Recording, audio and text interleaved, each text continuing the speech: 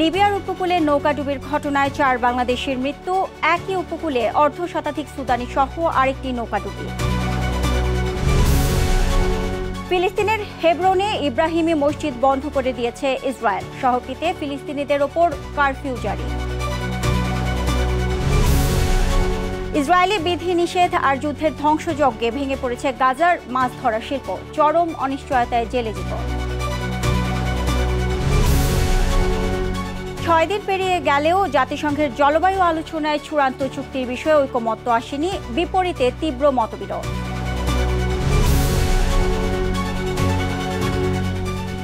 বিশ্বজুড়ে ঘটে যাওয়া দিনের গুরুত্বপূর্ণ ঘটনাবলী নিয়ে RTVর নিয়মিত আয়োজন সারাদিনের বিশ্বে আপনাদের সাথে রয়েছে আমি নুসরাত সুজানা। লিবিয়ার উপকূলে 26 বাংলাদেশিকে নিয়ে নৌকা ডুবির ঘটনা ঘটেছে। এতে 4 বাংলাদেশের মৃত্যু হয়েছে বলে জানিয়েছে লিবিয়ান রেড ক্রিসেন্ট। এছাড়া একই উপকূলে অর্ধশতাধিক সুদানি সহ পৃথক আরেকটি নৌকাডুবির ঘটনা ঘটেছে।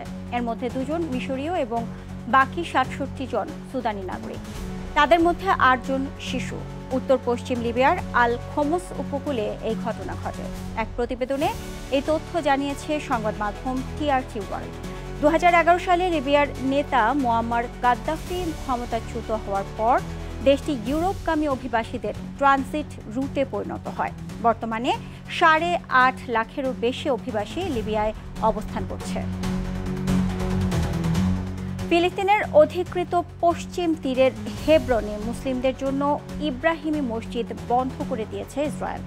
মূলত অবৈধ বসতি স্থাপনকারীদের ইহুদি উৎসব পালনের সুযোগ দিতে এই পদক্ষেপ নিয়েছে ইসরায়েল।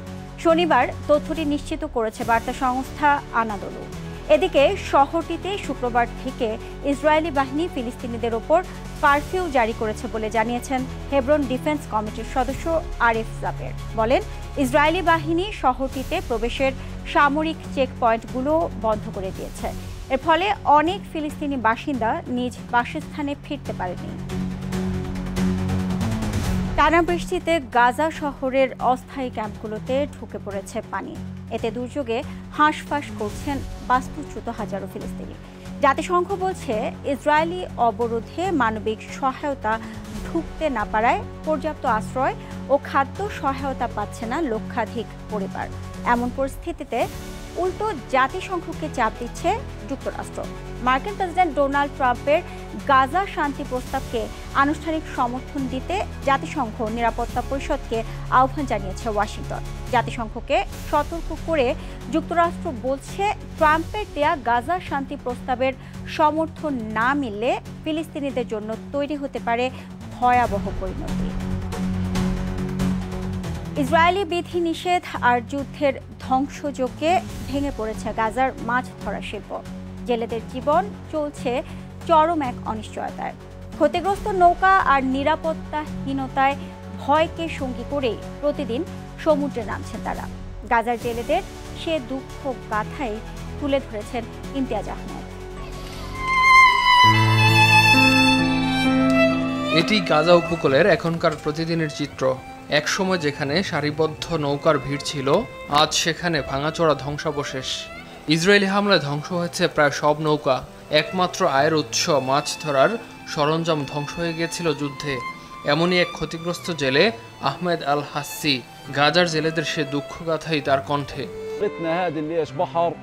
তারা আমাদের সব নৌকা ধ্বংস করে দিয়েছে। আমাদের জীবিকা পুরোপুরি শেষ হয়ে গেছে। সমুদ্রে যাওয়ার অনুমতিও খুব সীমিত। জায়নবাদী সেনারা মাছ ধরার জন্য আমাদের গভীর সমুদ্রে যেতে দেয় না। গাজার ফিশারম্যান অ্যাসোসিয়েশনের তথ্য বলছে, এখন কেবল ছোট নৌকাগুলো সমুদ্রে যেতে পারে। বেশিরভাগ নৌকারই ইঞ্জিন নেই, পড়ে আছে অকেজো অবস্থায়। জেলেদের সমুদ্র যাত্রা নির্ভর করছে শুধু হাতে টানা দাঁড়ের উপর। সমুদ্রে আমাদেরকে 10 মিটারও যেতে দেয়া হয় না। আল্লাহর উপর ভরসা রেখে মাছ ধরছি। প্রতিনিয়ত আমাদের মনের মধ্যে থাকে, যে কোনো সময় তারা গুলি চালাতে পারে, নৌকা জব্দ করতে পারে। এমন আতঙ্ক আর শঙ্কা নিয়েই আমাদের এখনকার জীবন। সমুদ্রের ভেতরে যেতে না পারায় বড় মাছ ধরা প্রায় বন্ধ। যেটুকু ধরা পড়ে তা দিয়ে জেলেদের সংসার চালানোই কঠিন। 2 বছরের যুদ্ধ শেষ হওয়ার পর এখনও খাদ্য ও নিরাপত্তাহীনতায় দিন কাটাচ্ছে হাজারো জেলে পরিবার। আগের ফেলে দেয়া নষ্ট হয়ে যাওয়া জালগুলোই আবার কুড়িয়ে এনেছি, সেগুলো সেলাই করে জোড়া লাগিয়ে ব্যবহার করছি। সন্তানদের মুখে দুমুঠো খাবার তুলে দেওয়ার জন্য যতটা পারছি করে যাচ্ছি। যে গাজাবাসীর বেঁচে থাকার একমাত্র ভরসা ছিল সমুদ্র, সেটি এখন ভয়, ক্ষতি আর অনিশ্চয়তার প্রতীক। সবার মনে একটাই প্রশ্ন, গাজা উপকূলের বাসিন্দাদের আশা নিরাশার এই দোলাচলের শেষ কোথায়? ইমতিয়াজ আহমেদ, RTV। ব্রাজিলের বেলেম শহরে জাতিসংঘের জলবায়ু আলোচনা চলছে। সম্মেলনে 6 দিন পেরিয়ে গেলেও অংশগ্রহণকারী দেশগুলো চূড়ান্ত চুক্তির বিষয়ে একমত হতে পারেনি। এমনকি কোন কোন বিষয়ে একমত হওয়া যেতে পারে এ নিয়ে তীব্র মতবিরোধে জড়িয়ে পড়েছে। সম্মেলন শেষে সবাই একমত হয়ে কোনো ধরনের চুক্তি আদৌ সম্ভব কিনা তা নিয়েও সন্দেহ প্রকাশ করেছেন সংশ্লিষ্টরা। জলবায়ু সম্মেলনের বিস্তারিত জানাচ্ছেন ইমরুল হাসান। বেলেমে গত সোমবার শুরু হয়েছে 12 দিনের এ সম্মেলন। এবারের সম্মেলনে সভাপতির দায়িত্ব পালন করছে ব্রাজিল। দেশটির পক্ষ থেকে বলা হচ্ছে, নতুন প্রতিশ্রুতি দেওয়ার চেয়ে অতীতের দেয়া প্রতিশ্রুতিগুলো বাস্তবায়নেই এবারের সম্মেলনের মূল জোর। ব্রাজিলের president Luis Inacio Lula da Silva এবছরের COP30 আলোচনায় আদিবাসী সম্প্রদায়ের ভূমিকাকে গুরুত্বপূর্ণ হিসেবে তুলে ধরেছেন। তবে আদিবাসী প্রতিনিধিরা কোরিয়া দো লাগোর সঙ্গে বৈঠকে প্রশ্ন তোলেন, আলোচনার অংশ না করেই কেন তাদের স্বাগতিক শহর বেলেমে আনা হলো। উত্তর ব্রাজিলের প্রায় 24,000 বর্গ কিলোমিটার এলাকা জুড়ে ছড়িয়ে রয়েছে মদুরুকো আদিবাসী গোষ্ঠীর লোকজন। ওই এলাকাটি প্রায় যুক্তরাষ্ট্রের নিউ হ্যাম্পশায়ার অঙ্গরাজ্যের সমান। মদুরুকো আদিবাসী গোষ্ঠীর এক বিবৃতিতে নিজেদেরকে জলবায়ু রক্ষক হিসেবে দাবি করা হয়। আমাজন বনকে বড় বড় কোম্পানির মুনাফার জন্য আর ধ্বংস হতে দেওয়া যায় না বলে উল্লেখ করা হয় বিবৃতিতে। আনুষ্ঠানিক এজেন্ডায় 195টি দেশের আলোচকরা আগের চুক্তিগুলো বিস্তারিত করার কাজ করছেন। এর মধ্যে রয়েছে চরম আবহাওয়া ও অন্যান্য জলবায়ুর প্রভাব মোকাবেলায় অভিযোজন পরিমাপ ও সহায়তার উপর এগিয়ে নেওয়া। তবে সম্মেলনের সম্ভাব্য ফলাফল নিয়ে বেশ কয়েকজন প্রতিনিধি উদ্বেগ প্রকাশ করেছেন। তারা বলছেন, তীব্র জলবায়ু সংকট মোকাবেলায় এই সম্মেলনের প্রতিক্রিয়া খুবই দুর্বল হতে পারে কিংবা আলোচনায় ভেস্তে যেতে পারে। Il est indispensable de continuer nos efforts pour sortir du charbon qui est la source la plus émettrice de gaz à effet de serre. এদিকে সম্মেলন স্থলের বাইরে বিক্ষোভ অব্যাহত রেখেছে জলবায়ু কর্মীরা। 2021 সালের পর এবারই প্রথম জাতিসংঘের জলবায়ু সম্মেলন স্থলের বাইরে জলবায়ু কর্মীদের বিক্ষোভের অনুমতি দেয়া হয়েছে। সবশেষ 3টি সম্মেলন এমন 3টি দেশে হয়েছে যেখানে এভাবে বিক্ষোভের অনুমতি ছিল না। এ সময় নাচ গানের পাশাপাশি মুহুর্মুহু স্লোগান চলে, অ্যামাজনকে মুক্ত করুন শিরোনামে। বিক্ষোভকারীরা 3টি বিশালাকার কফিন বহন করেন দৃষ্টি আকর্ষণের। একটির উপর লেখা ছিল তেল, অন্য দুটির উপর যথাক্রমে কয়লা ও গ্যাস। ভয়ঙ্কর দেখতে দুজন কফিন বহন করেন। এখনো জীবাশ্ম জ্বালানি পোড়ানো হচ্ছে। জলবায়ু পরিবর্তনের ক্ষতির সম্মুখ সারিতে অবস্থান করে বেঁচে থাকার অভিজ্ঞতা কেমন তা আমরা খুব ভালো করেই জানি। হাজারো বিক্ষোভকারীর ভিড়ে যেমন ব্রাজিলের আদিবাসীরা ছিলেন, তেমনি ছিলেন দেশটির তরুণেরা। আরও ছিলেন বিভিন্ন দেশ থেকে COP30 উপলক্ষে ব্রাজিলে জড়ো হওয়া জলবায়ু ও অধিকার কর্মীরা। সামিহর জলবায়ু কর্মী ব্রায়ানা ফ্রিয়ন ও বিক্ষোভে অংশ নিয়ে জীবাশ্ম পোড়ানো নিয়ে শঙ্কা প্রকাশ করেন। ইমরুল হাসান, RTV। 3 দশকের মধ্যে প্রথমবারের মতো জাতিসংঘের বার্ষিক আন্তর্জাতিক জলবায়ু সম্মেলন COP30-তে অনুপস্থিত যুক্তরাষ্ট্র। আর সেই শূন্যতায় কূটনৈতিক নেতৃত্বের কেন্দ্রবিন্দুতে এখন জায়গা করে নিচ্ছে চীন। সম্মেলনের প্রথম দিন থেকেই বৈশ্বিক জলবায়ু আলোচনায় এই ভূমিকা পরিবর্তন একেবারে স্পষ্ট। বিস্তারিত আরাফাত ইয়াসারের রিপোর্টে। ব্রাজিলের বেলেমে অনুষ্ঠিত COP30-তে যুক্তরাষ্ট্রের অনুপস্থিতি নজর কাটছে বিশ্ব মাধ্যমে। দীর্ঘদিন জলবায়ু আলোচনার নেতৃত্ব দিয়ে আসা ওয়াশিংটনের জায়গা এবার দখল করেছে বেইজিং। নবায়নযোগ্য জ্বালানির বাজারে চীনের বিস্তৃত প্রভাব এবং প্রযুক্তিগত সক্ষমতাই তাদের সামনে নিয়ে এসেছে বলে মনে করছেন বিশেষজ্ঞরা। সম্মেলন স্থলের প্রবেশমুখে সবচেয়ে বড় আকর্ষণ বিশাল চায়না প্যাভিলিয়ন। দেশটির শীর্ষ সবুজ জ্বালানি কোম্পানির প্রতিনিধিরা সেখানে তুলে ধরছেন ভবিষ্যৎ প্রযুক্তির দৃষ্টিভঙ্গি, আর পর্দার আড়ালে চীনা কূটনীতিকেরা নিশ্চিত করছেন আলোচনার স্থিতি ও গতি, যা আগে দেখা যেত মার্কিন প্রতিনিধিদের হাতে। আন্তর্জাতিক নবায়নযোগ্য জ্বালানি সংস্থার মহাপরিচালক ফ্রান্সিসকো লা ক্যামেরা বলেন, যেখানে শূন্যতা তৈরি হয়, কূটনীতি সেদিকেই গড়ে ওঠে। বিশ্লেষকরা বলছেন, ডোনাল্ড ট্রাম্পের ক্ষমতায় ফেরার পর যুক্তরাষ্ট্রের জলবায়ু ভূমিকা আরও পিছিয়ে গেছে। প্যারিস চুক্তি থেকে সরে আসা এবং এবছর COP30-তে কোনো প্রতিনিধি দল না পাঠানোর ফলে সেই প্রভাব আরও স্পষ্ট।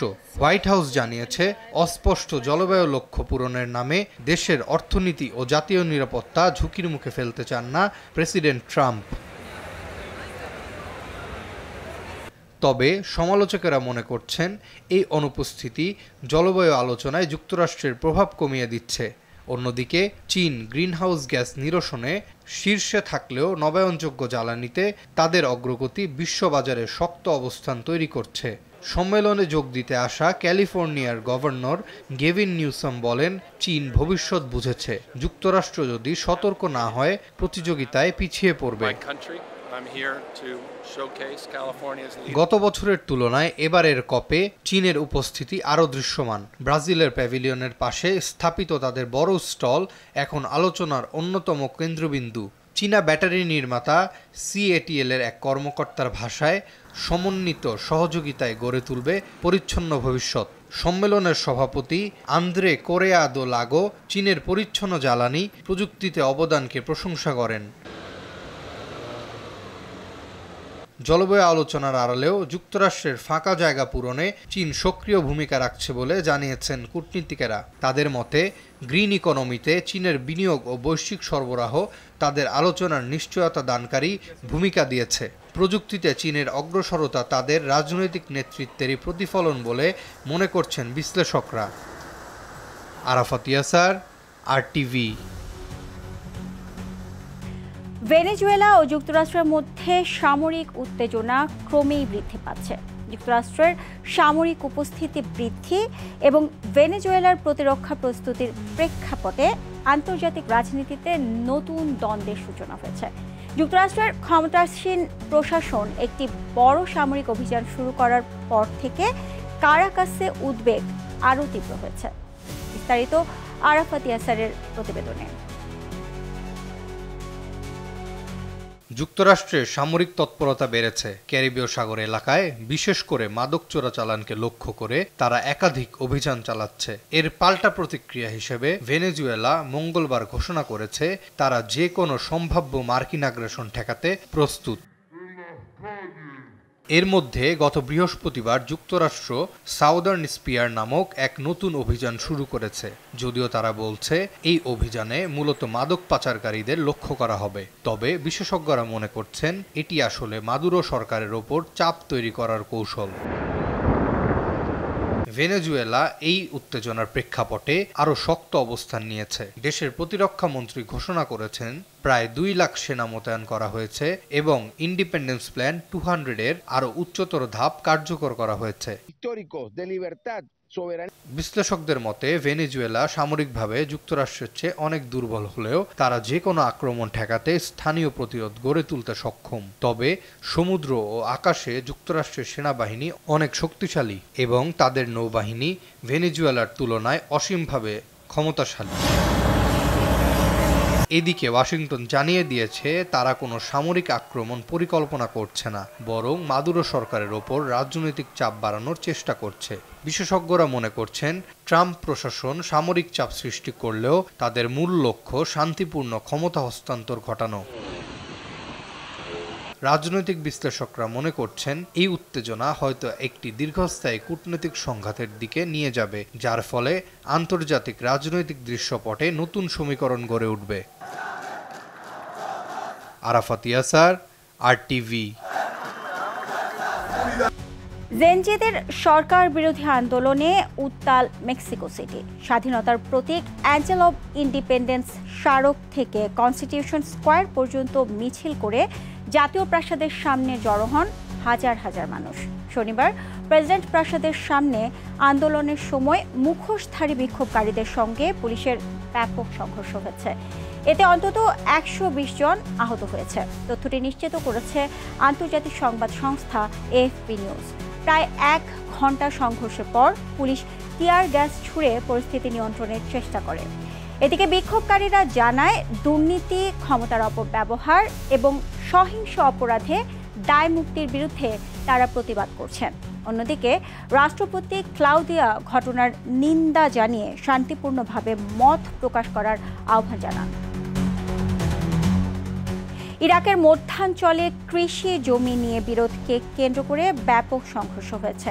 স্থানীয় সময় শুক্রবার সকালে খেসান গ্রামে বেদুইন উপজাতির সদস্যদের মধ্যে এ সংঘর্ষ শুরু হয়। এতে অন্তত 8 জন নিহত হয়েছে, আহত হয়েছে আরও 9 জন। ওয়াসিদ প্রদেশের এক নিরাপত্তা কর্মীর বরাতে তথ্যটি নিশ্চিত করেছে সংবাদ মাধ্যম আরব নিউজ। আহত অনেকে হাসপাতালে চিকিৎসাধীন অবস্থায় রয়েছে। এদিকে ঘটনার পর পরিস্থিতি নিয়ন্ত্রণে এলাকাটি ঘিরে রেখেছে স্থানীয় নিরাপত্তা বাহিনী। তবে পরিস্থিতি এখনও স্বাভাবিক হয়নি বলে জানা গেছে। অবশেষে কাতারের মধ্যস্থতায় বিদ্রোহীদের সঙ্গে শান্তি চুক্তি করল মধ্য আফ্রিকার দেশ গণতান্ত্রিক কঙ্গো প্রজাতন্ত্র। হাজার হাজার মানুষের প্রাণ কেড়ে নেওয়া সংঘাতের অবসান ঘটাতে স্থানীয় সময় শনিবার কাতারের রাজধানী দোহায় কঙ্গো ও M23 বিদ্রোহী গোষ্ঠী এক শান্তি চুক্তির খসড়ায় স্বাক্ষর করে।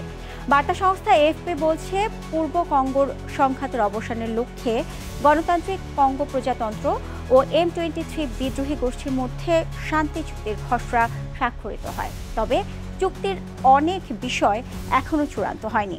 শুধুমাত্র চলতি বছরই কঙ্গোতে চলমান সংঘাতে নিহত হয় হাজারো মানুষ। এছাড়া বাস্তুচ্যুত হয়েছেন আরও কয়েক লাখ বাসিন্দা। পাকিস্তানের হায়দ্রাবাদে লতিফাবাদ এলাকায় একটি কারখানায় অবৈধভাবে আতশবাজি তৈরির সময় বিস্ফোরণে মৃতের সংখ্যা বেড়ে 7 জনে দাঁড়িয়েছে। আহত হয়েছেন আরও 6 জন। তথ্যটি নিশ্চিত করেছে স্থানীয় সংবাদ মাধ্যম জিও নিউজ। এদিকে ঘটনায় আহতদের হাসপাতালে চিকিৎসা দেওয়া হচ্ছে বলে জানান লতিফাবাদের সহকারী কমিশনার সৌদ লুন। অন্যদিকে হায়দ্রাবাদের মেয়র কাশিফ আলী শোরো ঘটনাস্থল পরিদর্শন করে বেআইনি কারখানার বিরুদ্ধে কঠোর ব্যবস্থা গ্রহণ ও শ্রমিকদের নিরাপত্তা নিশ্চিত করার নির্দেশ দেন। জানা যায়, বিস্ফোরণের ফলে আগুন লেগে কাঠামোর একটি অংশ ধসে পড়ে। আর এরই সাথে শেষ করছি সারাদিনের বিশ্ব। আরটিভির সাথে সংযুক্ত থাকুন, মতামত জানান আরটিভির সামাজিক যোগাযোগ মাধ্যমগুলোতে। সবাইকে ধন্যবাদ।